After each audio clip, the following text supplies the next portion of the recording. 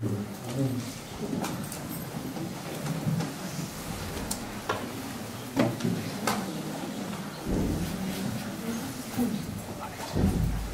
una bendición estar esta tarde aquí con todos vosotros. Cuando me llamó el hermano Rubén para invitarme a venir a estar con vosotros, sentí una profunda convicción de que tenía que estar aquí. Era algo extraño, era como: tienes que ir, tienes que conocer a esta gente. Es la primera vez que estoy entre vosotros, pero es una bendición y un privilegio estar aquí y compartir este tiempo de adoración, de cantar y de escuchar el nombre de Jesús en una iglesia. Me decía esta mañana un hermano que últimamente no oye hablar del nombre de Jesús en las iglesias, oye hablar de Dios, pero no de Jesús. Y es que nuestra salvación viene a través de Jesús, y hay que saber que Él ocupó nuestro lugar en la cruz. Sin Él no hay salvación. Y realmente nosotros como cristianos somos un milagro de que Dios, de todo pueblo, nación, lengua, cultura, trasfondo, cada uno de nosotros tenemos un trasfondo diferente. Y para Dios no le importa el título que tengamos, o la posición social, o las apariencias políticas que podamos tener. Hay gente que vive por eso, ¿verdad? Pero Dios conoce nuestro corazón. Y Él ha hecho el milagro de unir en su pueblo a gente de toda clase, de toda nación, de todo trasfondo. ¿Sabéis que nuestro mundo es la muestra del fracaso humano de integrar esas culturas? Está ocurriendo ahora en Europa. Ahora que viene la inmigración de tantos lugares, al principio se les acepta, pero luego encuentran un rechazo. Es imposible integrarlos. La fuerza humana no puede integrar las diferencias culturales. Pero en Cristo Jesús, Él nos ha hecho un pueblo. Redimido por la sangre de Jesús. No es por nuestra capacidad, no es por nuestra inteligencia, no es por nuestra posición, sino que es porque Él nos ha unido en amor por medio de su sangre. Nos ha limpiado. Y a pesar de que seguimos luchando con el pecado, con la naturaleza caída, Él nos da la fortaleza para levantarnos y seguir adelante, buscar su rostro y caminar con Él. Una de las expresiones en las que en estos últimos años he estado meditando y a la vez tengo que recordar constantemente son las palabras de Moisés en el Antiguo Testamento. Moisés es un personaje, diríamos, prototipo de un libertador, de Jesús. Jesús es el verdadero libertador, pero Moisés era un prototipo de un libertador. Él tenía que liberar a Israel de la esclavitud de Egipto. Pero Moisés creció educado en la corte faraónica, como sabéis. Él creció siendo educado por la hija de Faraón y por todos los privilegios que tenían en aquel entonces los hijos de la realeza. Era un hombre potente, era un hombre fuerte físicamente y fuerte en palabra. Era un hombre que tenía una posición social adecuada para ser un libertador. Y él llegó a pensar de que él, por su mano, Dios libraría al pueblo a través de él, pero por sus capacidades humanas. Pero Dios le envió cuando tenía 40 años al desierto. Porque ese Moisés no servía para ser un libertador. Ningún ser humano sirve para ser un libertador y para ser una herramienta útil en las manos de Dios cuando ese hombre o esa mujer confía en sus propias fuerzas. Después de 40 años en el desierto, Dios le vuelve a buscar y le dice: ven, porque ahora tú vas a liberar al pueblo. Y Moisés le dice: ¿yo? ¿Quién soy yo? No sé hablar, no soy nadie. Y Dios le dice: verdaderamente no eres nadie. pero yo estaré contigo. Aleluya. Amén. Y lo más impresionante es cuando Él está ya con el pueblo en la tierra, a punto de entrar en la tierra prometida. Y Dios dice, ve, porque este pueblo recibirá esta tierra que yo he prometido. Y es entonces cuando Dios le dice, mi presencia irá contigo. Y Moisés le dice, si tu presencia no viene conmigo, no nos saques de aquí.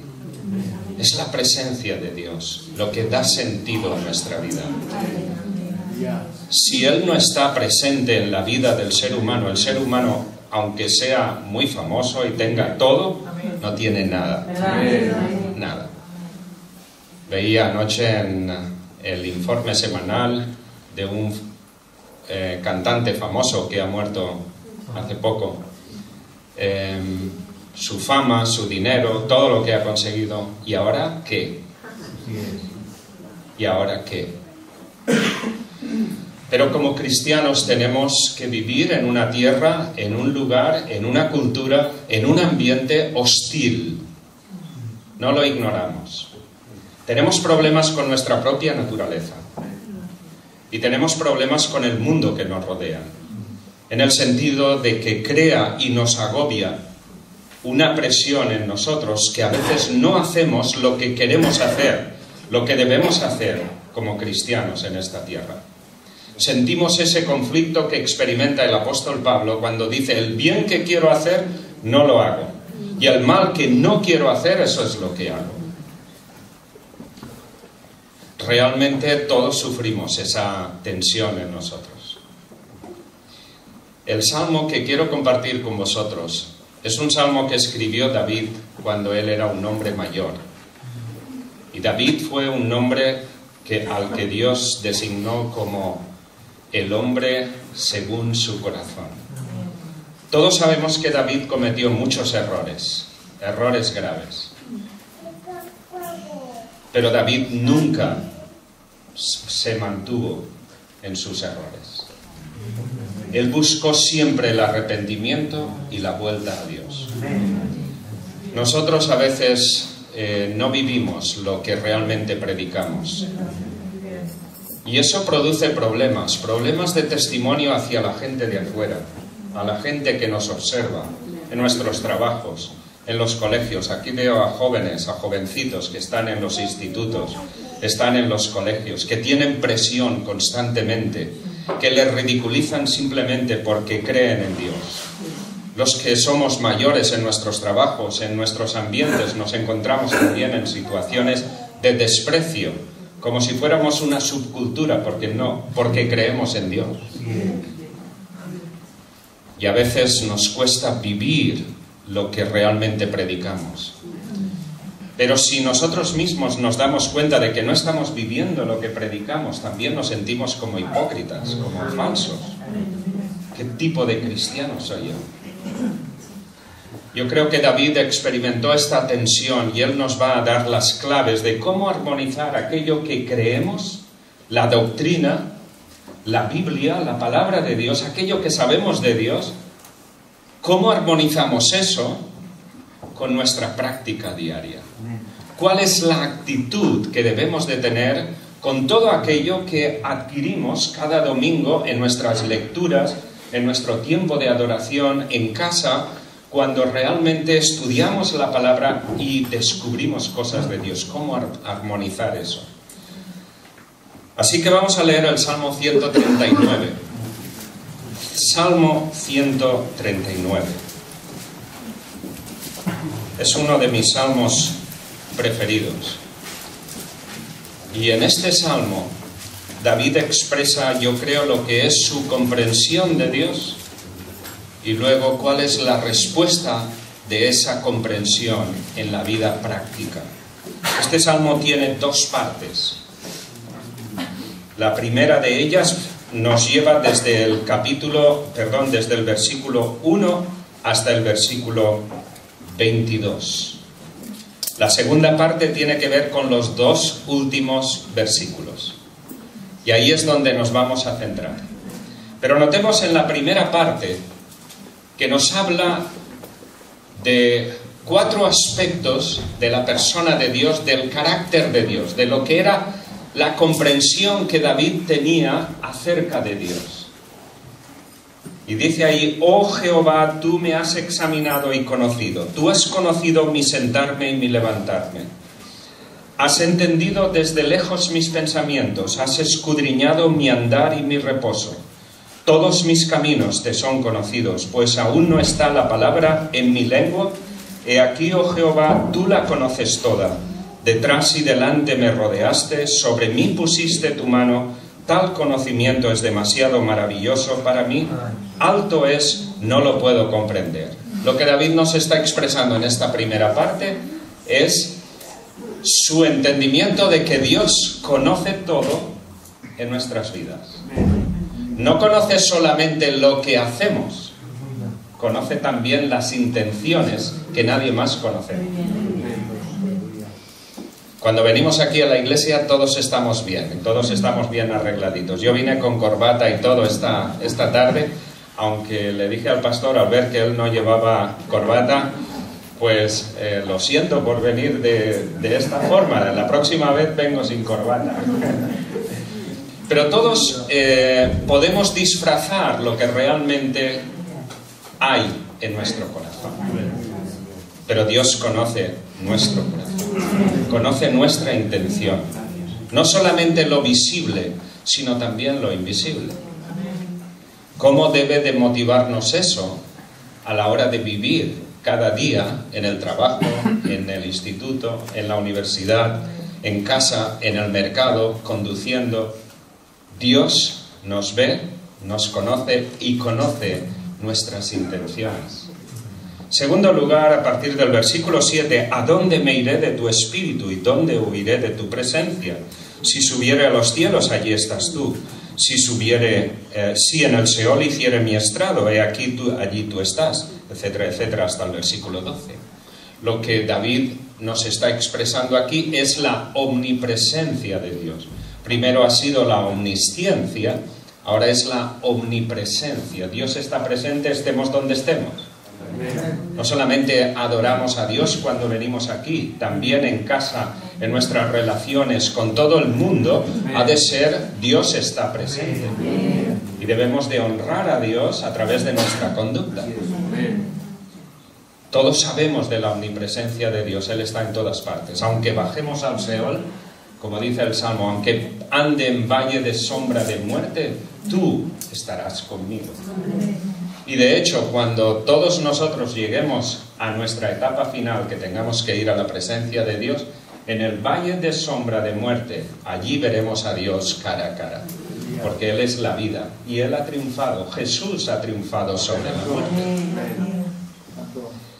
En tercer lugar, Él habla acerca de la soberanía de Dios en su propia vida. Y le dice, porque tú formaste mis entrañas, tú me hiciste en el vientre de mi madre. Te alabaré porque formidables, maravillosas son tus obras. Estoy maravillado y mi alma lo sabe muy bien. No fue encubierto de ti mi cuerpo, bien que en lo oculto fui formado y entretejido en lo más profundo de la tierra. Mi embrión vieron tus ojos y en tu libro estaban escritas todas aquellas cosas que fueron luego formadas sin faltar una de ellas. Qué triste que en el mundo actual, bajo leyes humanas, se apruebe el aborto, la destrucción y la trituración de bebés en el seno de su madre. Es la cultura de la muerte. Lo hizo Faraón. ¿Os acordáis? Que quiso matar y mató a los niños recién nacidos. Pero lo hizo Herodes también, cuando nació Jesús.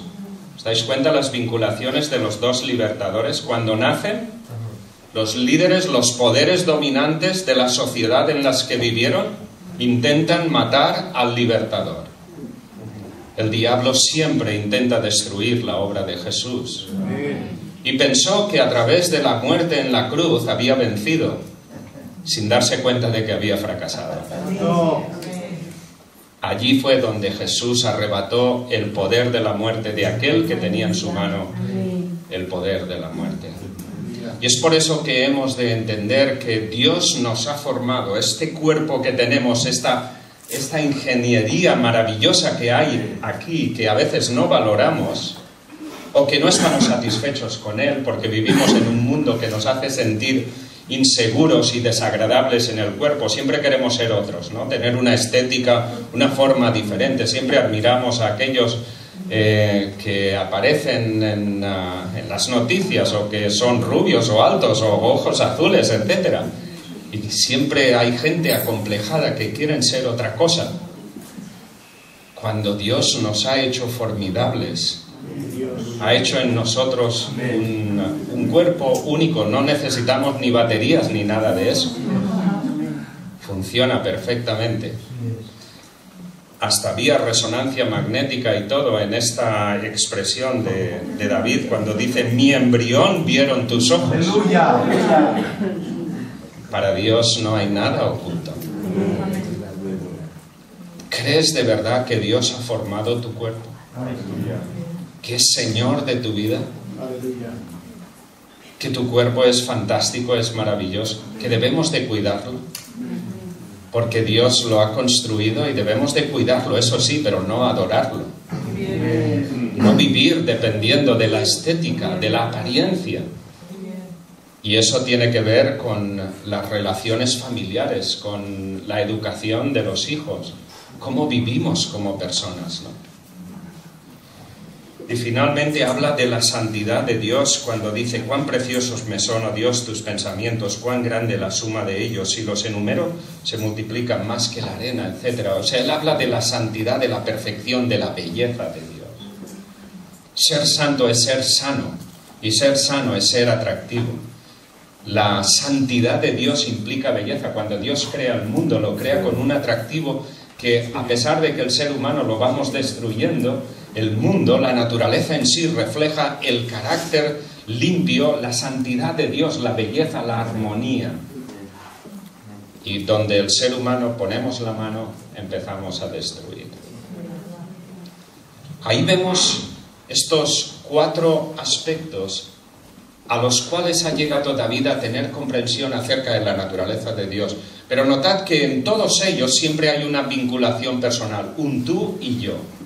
Por ejemplo, cuando habla de la omnisciencia de Dios, dice: oh Jehová, tú me has examinado y conocido. Tú y yo, tú me conoces. Cuando habla de la omnipresencia, dice: ¿a dónde huiré de tu presencia? Cuando habla de su cuerpo, dice: tú me has formado. Y cuando habla de la santidad, dice: cuán preciosos me son tus pensamientos. A diferencia de los teólogos liberales, que son aquellos que ponen en duda la inspiración de la palabra de Dios, que creen que conocen a Dios, son teólogos que estudian a Dios, pero sin tener una relación personal con Dios. Así que no conocen a Dios. Saben cosas de Dios. Pero una cosa es conocer datos de Dios y otra cosa es tener una relación personal con Dios. Y el Espíritu Santo, solo el Espíritu Santo, puede darnos la sabiduría para conocer las cosas profundas de Dios. La razón autónoma del ser humano nunca podrá descubrir a Dios. Todo esfuerzo humano por controlar a Dios es imposible. Ahora, ellos pueden salir con figuras de Dios que son totalmente deformadas. Se construyen a Dios a su imagen y semejanza. Pero realmente salen con un Dios desfigurado. La palabra de Dios nos muestra cómo David es un teólogo de verdad, porque estudiar teología implica estudiar a Dios. Pero a Dios solo se le puede estudiar cuando alguien tiene una relación personal con Él. Y solo se puede tener una relación personal con Él a través del Espíritu Santo, que Dios ha hecho morar en nuestros corazones, que es las arras de la salvación que nos ha dado. Una vez dicho esto, la cuestión es, Ahora David, ¿qué va a hacer? Si conocemos todas estas cosas acerca de Dios, ¿cuál va a ser nuestra respuesta en la vida? Todo tiene que ver de la actitud de nuestro corazón. ¿Qué actitud tenemos nosotros si sabemos estas cosas de Dios? Jesús dijo, si sabéis estas cosas... ¿Qué ha dicho el pastor antes? ¿Cuál era la palabra que ha repetido? Felices. Si sabéis estas cosas, felices seréis si las viviereis, si las hacéis. Aquí vemos en los dos últimos versículos cuáles son los principios a los que David nos está llamando, lo que él va a responder ante este conocimiento. Y dice, examíname, oh Dios, versículo 23, examíname, oh Dios, y conoce mi corazón. Examíname y conoce mi corazón. Ante el conocimiento que él tiene de Dios, su respuesta, la respuesta de su corazón es, Señor, quiero que seas tú quien examine mi corazón, porque primeramente él ha dicho, tú conoces todo. Si él lo conoce todo, ¿cuál debe ser nuestra reacción? Señor, quiero que tú seas el que examina mi corazón. Porque él sabe muy bien lo que dice Jeremías 17:9. Engañoso es el corazón más que todas las cosas.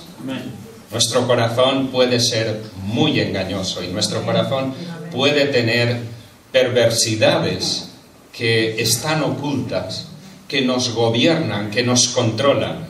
Jesús también dijo en el Evangelio de Mateo capítulo 15, versículo 19, del corazón salen las malas cosas, los adulterios, la mentira, el engaño, la corrupción, cualquier cosa sale del corazón. Eso es lo que contamina al hombre. Por tanto, David lo que hace al saber y entender que Dios es omnisciente es presentarse ante Dios con toda sinceridad y decirle, Señor, quiero que tú examines mi corazón. Él hubiera podido compararse con aquellos hombres que ha citado anteriormente, los enemigos de Dios, donde dice en el versículo 19, de cierto, oh Dios, harás morir al impío, apartaos pues de mí, hombres sanguinarios, porque blasfemias dicen ellos contra ti, etcétera, etcétera. Son los enemigos de Dios. Él se hubiera podido comparar con ellos y decir, bueno, en comparación con ellos, yo soy una buena persona, no hago daño a nadie. No sé si habéis hablado alguna vez con vecinos, amigos, familiares, que dicen, yo no hago daño a nadie. Nadie es malo, nadie se considera malo. Parece que todo el mundo es bueno. ¿Y de dónde vienen tantas guerras, odios, amarguras, soledad? Realmente el ser humano se cree bueno. Y lo peor que puede ocurrirnos es creer a nuestro corazón que nos dice que somos buenos. Por eso David, conociendo que Dios conoce, dice, Señor, quiero que seas tú quien evalúe lo que hay en mi corazón. Ni siquiera yo me fío de mí mismo. Yo no puedo fiarme de mi propia evaluación de mí mismo, porque siempre pensaré que soy mejor que los demás o peor que los demás. Ni una cosa ni otra, ¿verdad? Hay gente que tienen un complejo de inferioridad, que piensan que los demás son buenos y ellos son el centro de todo el mal. Y hay gente que piensan que son los mejores y que el centro de todo el mal siempre son los demás. ¿Os dais cuenta de los extremos, de las polarizaciones? Pero David lo que quiere es no la opinión de los demás, sino la opinión de Dios. Señor, quiero que tú me examines. Y esto me habla de un hombre que es sensible a Dios. De un hombre que a pesar de que ya es mayor y ha tenido una experiencia larga en el caminar con Dios y ha cometido tantos errores, sigue teniendo un corazón que vibra y se ilusiona con Dios. Es un hombre sensible a Dios. Es un hombre que necesita a Dios. Es un hombre que sin Dios, sin la presencia de Dios, dice, no vivo, no existo, te necesito. Ese es el principio vital para que, como cristianos, cuidemos nuestro corazón. Dice en Proverbios, sobre todas las cosas en tu vida, cuida tu corazón, porque de él mana la vida. Cuando el corazón percibe la presencia de Dios, cuando el corazón percibe que Dios está cerca, cuando esa presencia es una realidad, es cuando el corazón siente la felicidad, la seguridad, en medio, como decía el pastor Mark, en medio de sufrimientos, en medio de luchas, en medio de una sociedad y de un mundo que se va deteriorando. Esa presencia es la que realmente se puede apreciar en esta respuesta de David hacia ese conocimiento que tiene de Dios. Así pues, lo que nos damos cuenta es que él pide a Dios que le examine sus motivos, su corazón. Pero inmediatamente notad cómo el texto nos lleva a un segundo aspecto. Cuando dice, pruébame y conoce mis pensamientos.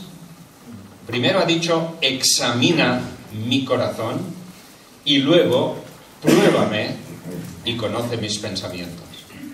Lo que tenemos aquí es una figura literaria que se llama un paralelismo hebraico, en el que es una frase completa, pero tiene dos partes esa frase. Y las dos se pertenecen, lo cual quiere decir que la primera tiene sentido si se cumple la segunda también. Las dos se pertenecen. Pero si la segunda no se cumple, la primera no tiene sentido. Y lo que podríamos decir es que estamos ante lo que podríamos llamar un proceso médico sanitario. Si cualquiera de aquí se siente mal y va al médico, ¿qué es lo que le dice al médico? Doctor, examíname. ¿Por qué? Pues porque, no sé, me duele la cabeza, lo que sea. Y el doctor entonces, si es un buen doctor, dirá, pues vamos a hacer pruebas. Pero las pruebas no nos gustan. ¿A quién le gustan las pruebas? A nadie. Seamos sinceros. A nadie nos gustan las pruebas. Pero si yo soy egoísta y orgulloso, o si yo trato mal a mi esposa, ¿cómo me va a curar Dios? Yo puedo ir y decirle, Señor, examina mi corazón. Dios me examina y luego pone el dedo en la llaga y dice, necesito tratar este egoísmo tuyo. Entonces, ¿yo qué voy a decir? Ah, no, porque la culpable es mi mujer. La culpable de todos mis males es mi mujer, no yo. ¿Cómo que me vas a tratar a mí? Trátala a ella. Y ahí viene el problema. No nos gusta ser probados. No nos gusta. Pero si somos creyentes, Dios nos probará, porque necesita limpiar aspectos de nuestro corazón que nos impiden el crecimiento espiritual. Y todos tenemos esos aspectos del pecado en nuestra vida, más allá de lo que nosotros conocemos de nosotros mismos. Qué importante es acercarnos a Dios con un espíritu sensible de que Él nos ama, nos ha aceptado a pesar de que Él conoce todas nuestras miserias. El problema en muchos casos, hermanos, es que todos hemos aprendido a disfrazar nuestra apariencia. Porque en la vida, cuando hemos abierto nuestro corazón a personas, nos han hecho daño. Han utilizado lo que saben de nosotros para atacarnos, para criticarnos, para murmurar, etc. Y en consecuencia hemos aprendido a hacer un disfraz. Y hemos visto, cuando hemos experimentado dolor por ese ataque o esa ridiculez, hemos puesto como una coraza y hemos dicho, nadie más sabrá nada, nunca más de mí. Pero el mal está dentro y el mal nos controla.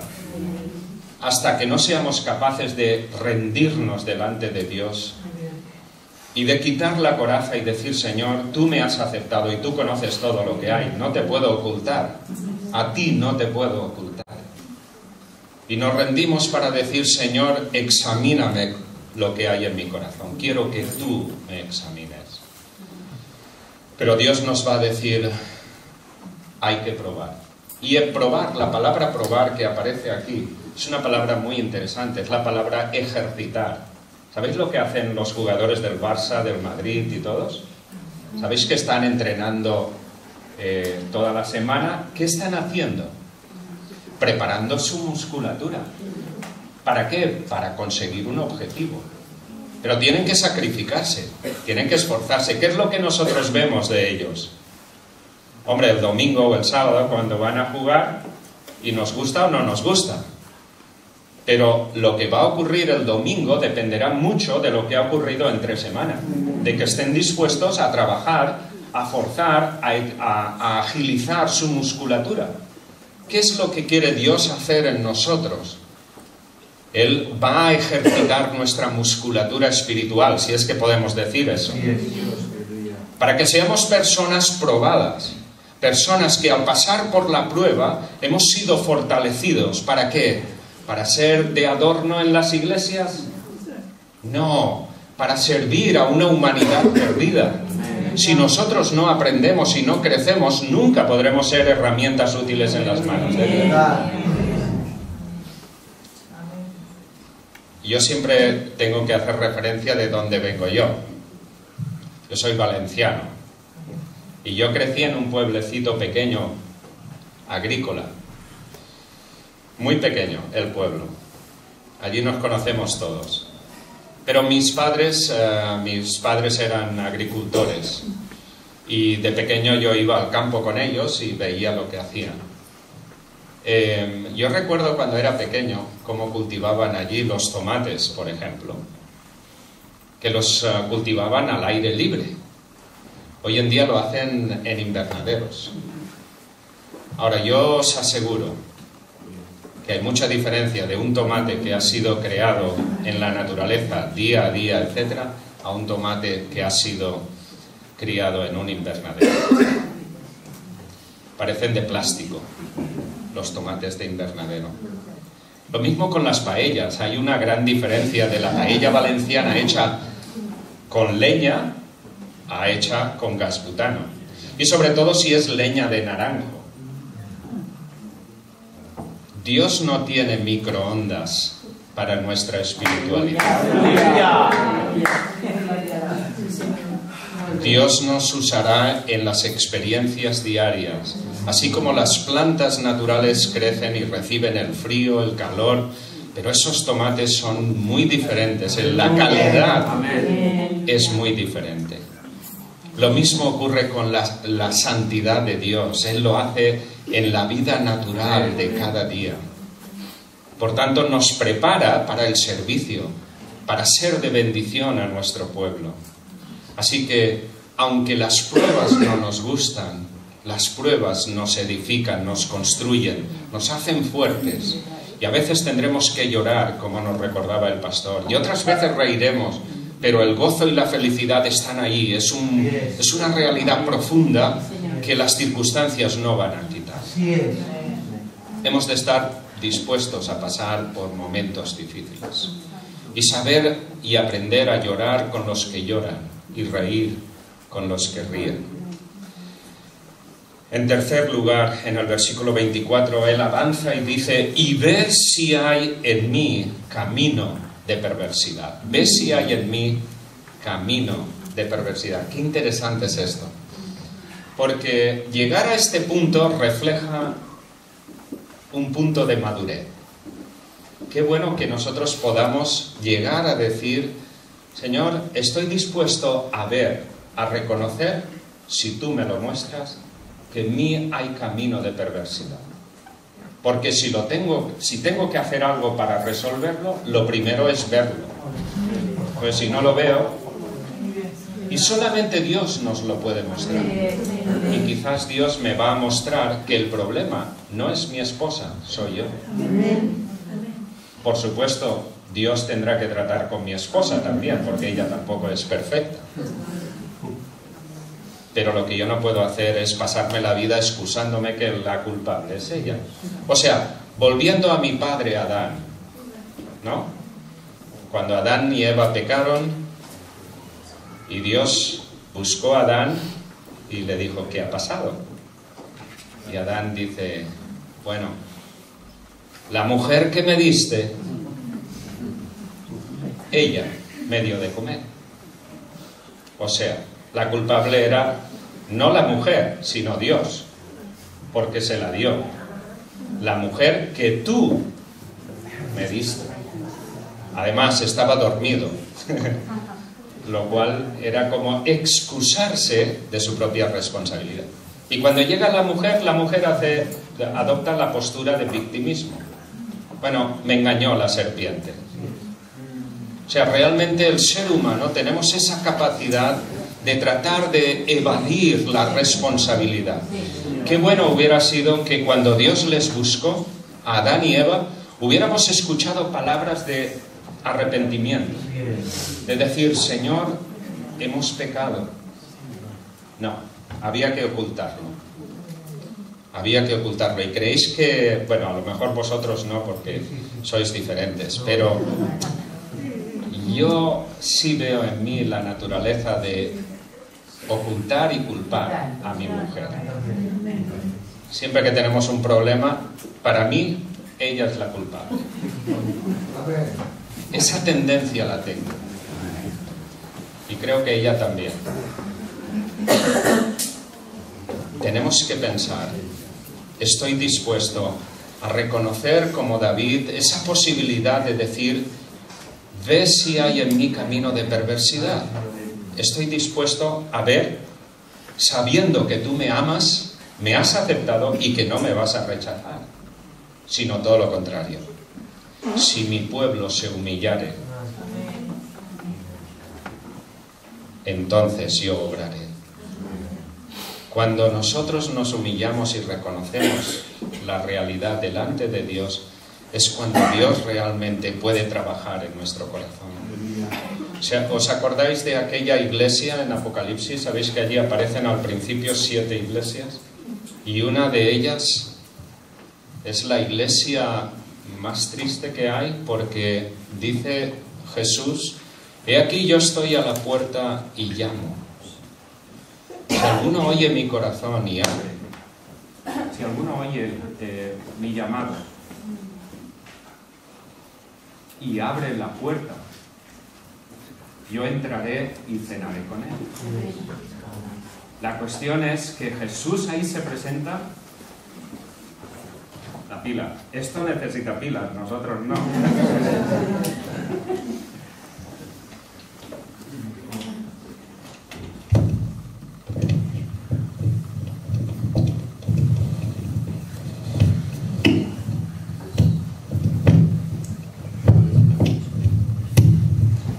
Gracias.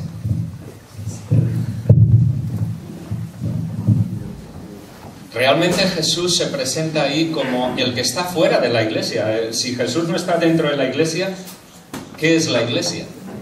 Es una ONG, pero no es la iglesia de Cristo. Podemos dejar a Jesús fuera de nuestro corazón, saber cosas de Jesús y a la vez no tenerle en nuestro corazón. Eso es triste. Así que hemos de cultivar ese contacto personal con Dios constantemente. Señor, examíname. Señor, pruébame. Estoy dispuesto a ser probado si tengo que mejorar. Y luego, estar dispuestos a reconocer que en mí puede haber camino de perversidad, pero sin frustración, porque una persona puede empezar a mirar, hacer una introspección y mirar dentro y decir, bueno, soy un desastre, para mí no hay solución. Yo me he encontrado a veces con personas así, que al hablarles del Evangelio me dicen, oh, yo soy una persona tan mala que Dios realmente no me puede amar. Y se quedan ahí toda la vida lamentando. ¿Se acuerdan de la parábola del hijo pródigo, del llamado hijo pródigo?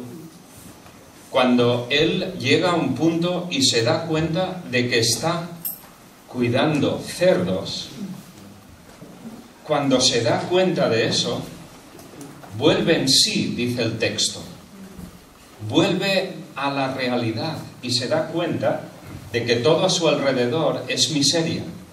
Él quería vivir, disfrutar y ganar la vida, pero llegó a tocar fondo en la miseria. Y estando en esa condición, dice que volvió en sí y se dio cuenta de todo lo que le rodeaba, pero se dio cuenta también de cuántos jornaleros en la casa de mi padre tienen todo.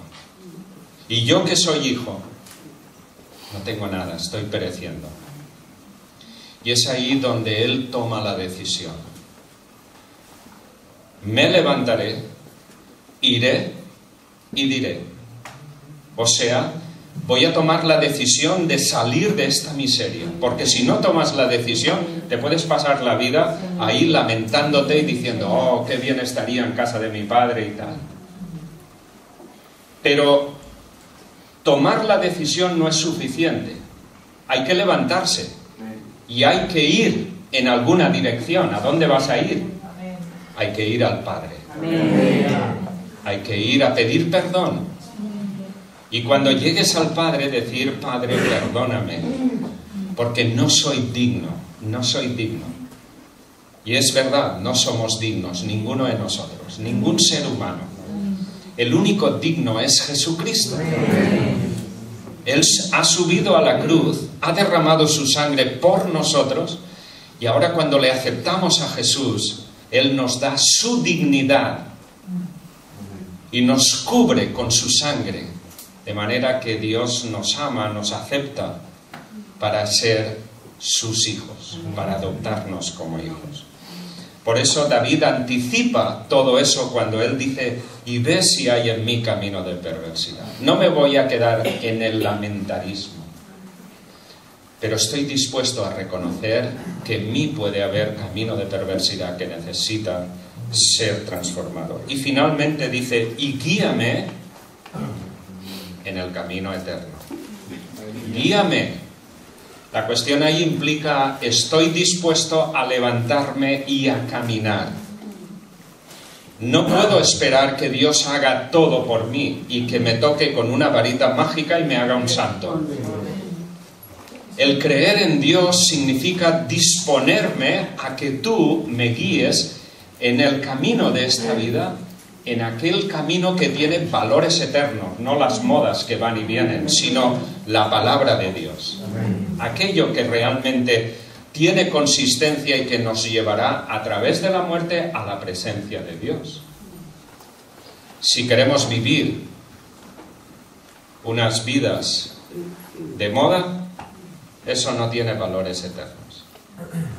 Lo único que tiene valores eternos es la palabra de Dios.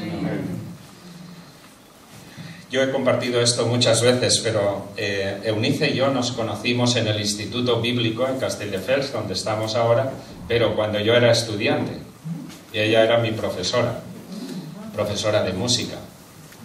Solo me dio 3 lecciones. Me di cuenta pronto de que yo tenía poco futuro como músico. Entonces pensé, bueno, me quedo con la profesora y...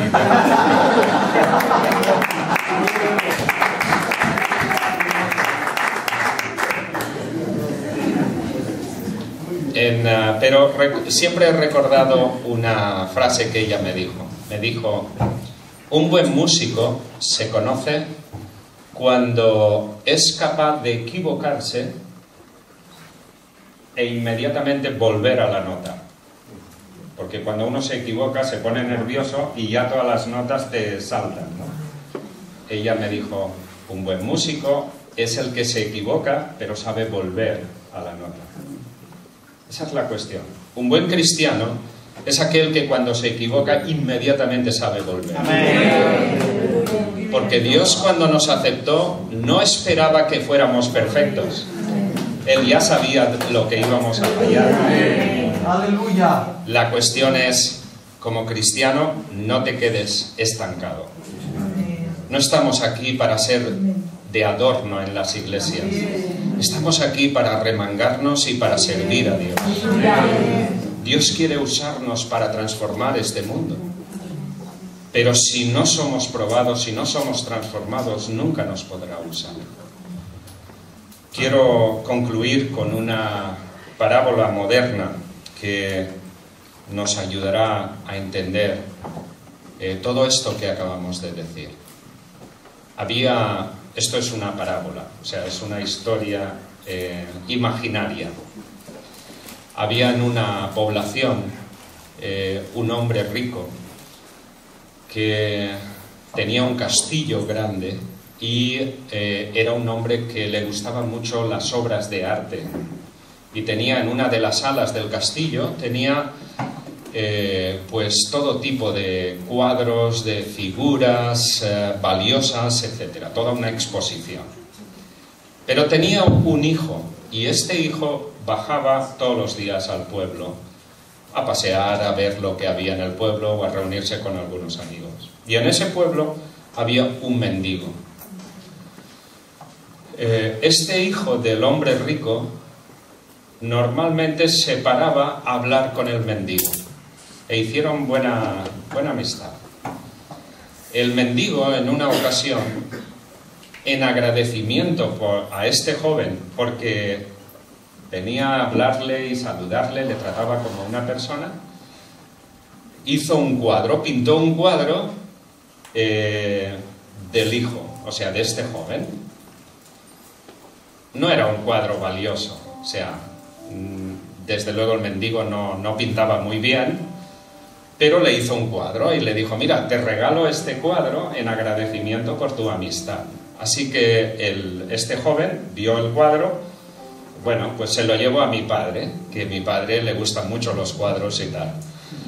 El hijo llega a casa, le entrega el cuadro a su padre, el padre lo ve, hombre, un experto en arte y tal, y dice: bueno, esto es una chapuza, pero como es el cuadro de mi hijo, lo voy a guardar.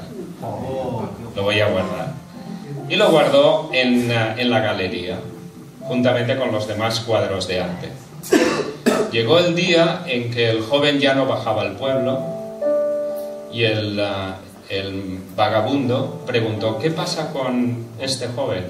Dijeron: pues ha tenido un accidente, ha muerto. Él estaba muy apenado.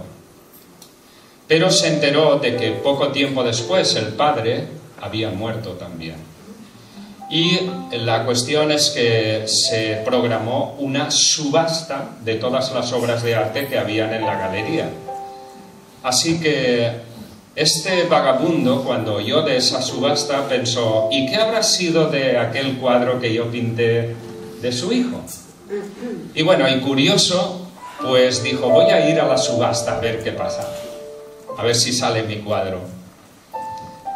Y llegó a la subasta y claro, allí estaban todos los especialistas y el orden que se usa, el presidente que preside la subasta. Y curiosamente, el primer cuadro que sacan a subasta es el cuadro que el vagabundo había pintado. Pero claro, al presentarlo y los que iban a pujar a la subasta, pues dijeron: bueno, ese cuadro no tiene ningún valor, o sea, quítalo y pasemos a los que realmente tienen valor. Y el presidente dijo: no, porque el propietario ha requerido en testamento que este sea el primer cuadro que se subaste. Bueno, no podían hacer otra cosa, porque era la voluntad del testador. Así que nadie pujaba, nadie quería ese cuadro. El vagabundo se pone la mano en el bolsillo y tenía como 20 céntimos de euro. Y ofreció los 20 céntimos, claro, lo que tenía. Porque para él era importante ese cuadro. Así que, bueno, pues, vale, concedido. Usted es el propietario de este cuadro. El hombre dio sus 20 céntimos, recogió el cuadro y se iba saliendo, tan contento. Y los demás diciendo: pobrecito, no tiene otra cosa. Y entonces el presidente de la subasta dijo: un momento, según la voluntad del testador, El que se lleva el cuadro del Hijo, se lo lleva todo.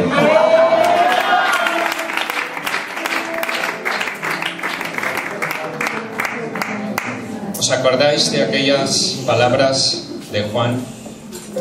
El que tiene el Hijo, tiene la vida. El que no tiene al Hijo, no tiene la vida. Tienes tú al Hijo. Es lo más importante. No hay obra de arte mayor, no hay valor mayor. Si no tienes al Hijo, hoy es el momento para abrir tu corazón. No lo cierres. Si eres un creyente que has arrinconado la voluntad de Dios en tu vida, entrégale hoy tu corazón. Él te conoce. Conoce tu corazón. Dale tu corazón. Porque vas a experimentar verdadera profundidad, verdadera felicidad. Las demás cosas pasarán. Pero nuestra relación con Dios es lo que nos llevará más allá de los límites humanos. Lo que el hombre no puede hacer, Dios lo puede hacer. No dejes pasar este tiempo.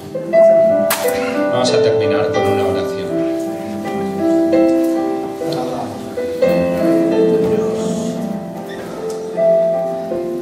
Padre, gracias porque nos has amado con amor eterno. Gracias porque, conociendo nuestra condición, has estado dispuesto a entregar a tu Hijo Jesús para que todo aquel que en Él cree no se pierda, mas tenga vida eterna.